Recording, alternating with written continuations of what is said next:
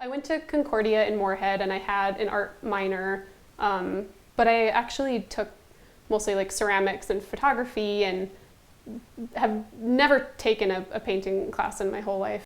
A year or so after I graduated, my now husband, but just boyfriend at the time, Sam, had 2 like widowmaker heart attacks. He was in a coma and for about 2 weeks, and I was there when it happened and like did CPR on him and everything, and it was obviously like really traumatizing. And he was then in the hospital for 2 months. One of those months was in Minneapolis. And when we came back, I was just, struggling, and everything was new and scary, and he was still, like in a wheelchair and everything at that point, and a walker, and could maybe take like 5 steps. So it was definitely really challenging, and art has kind of always been my way of, I like to say, like composting pain, getting, transforming pain into something else so that I can deal with it and I don't go crazy.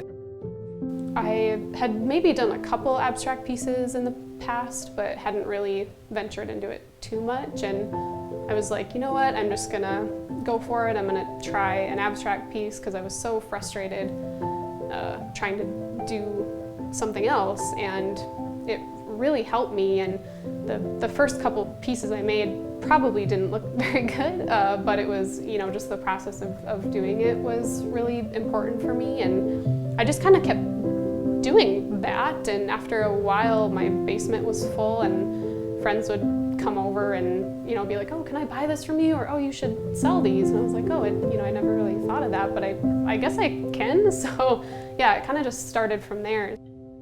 Some of them I kind of did more recently, but I don't know, just the feeling of them almost reminds me of that time, if that makes sense. So even though it's newer work, it kind of brings me back a little bit. So this piece that's titled "These Are My Flowers," it's essentially a metaphor for being able to compost that pain, and then from that something hopefully beautiful grows, and something that can be used or bring beauty to the world or something positive. So I think lately one thing that has been kind of inspiring my work is moving to the country and just the silence and peacefulness out here, and it's kind of I don't know, just given me kind of a renewed sense of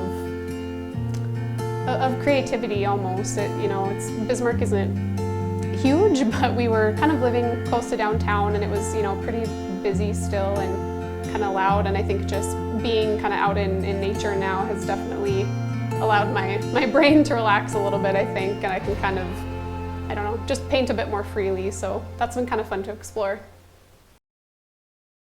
We're hoping to rescue a couple animals, so both my husband and I are vegan, so we don't eat or consume or use animal products, and we did a film together a few years ago where we kind of were exploring like farm animal sanctuaries. The animals are worth saving because they are no different than the dogs that we will do anything for. We just fell in love with the people there that work there, and the animals, but also just kind of the mission behind it, and just helping animals. So we do have 4 cats, which are essentially our children at this point. Yeah, I would definitely say that art sustains me in that way. It's my outlet essentially, and I have other outlets too. I love music and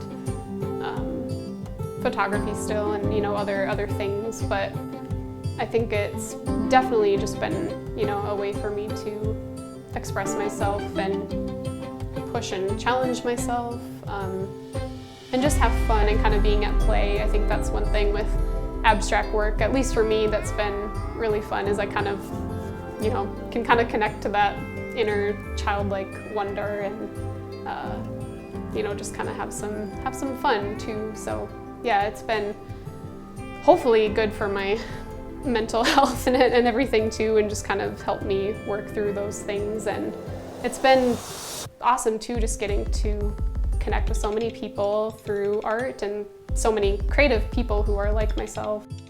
I use water with acrylic, so it's kind of whatever the water wants to do is kind of sometimes what ends up happening. I can't always control it, or I don't know, a lot of happy accidents happen as well. So I think it's kind of, you know, a good mix hopefully now of kind of intention and happy accident, you know, whatever happened. They can look almost still like maybe the painting isn't quite dry, or there's lots of movement there, and that might be contrasted with some, you know, line work or very blocky shapes, and I love it.